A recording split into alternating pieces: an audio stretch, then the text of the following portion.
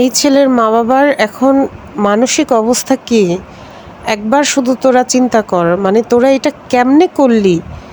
মানে মানুষের নীতি নৈতিকতা মানবিকতা মূল্যবোধ কোথায় গিয়ে দাঁড়াইছে? কেউ কাউকে কষ্ট দিতে দুইবার চিন্তা করে না। এত বড় প্রেমিক হয়ে গেছোস, অথচ বাংলাদেশে লাখ লাখ প্রেমিকা আছে, তারা হচ্ছে প্রতারিত হয়ে মাঝরাতে চোখের পানি ফেলতেছে।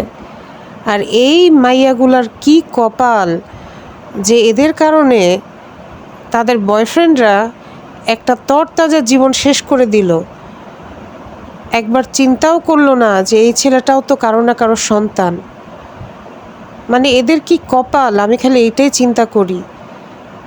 আচ্ছা, ওরা যে এই কাজটা করলো, এই মেয়েগুলা রাত্রে এখন ঘুমাইতে পারতেছে?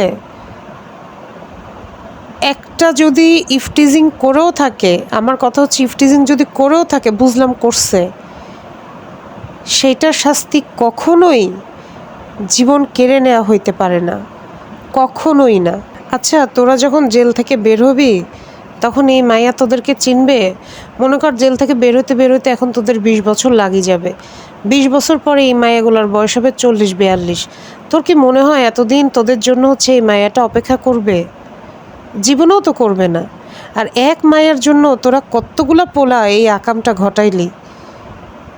আর তোরা আদৌ জেল থেকে ফেরত মানে আসস কি না, নাকি মানে বাংলাদেশের আদালত তোদেরকে মানে ওপারে যাওয়ার মানে আদেশ দেয়, সেটাও তো এখনও সন্দিহান।